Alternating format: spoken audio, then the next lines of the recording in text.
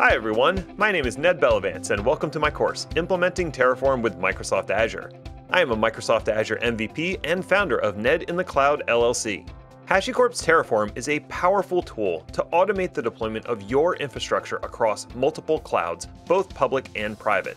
In this course, we are going to learn about the nuances of deploying infrastructure as code on Azure using Terraform, and leveraging services in Azure to improve your Terraform automation.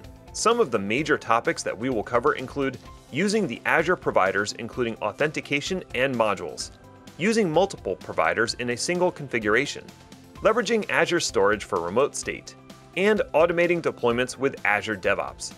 By the end of this course, you'll be ready to deploy and manage your infrastructure in Microsoft Azure with Terraform.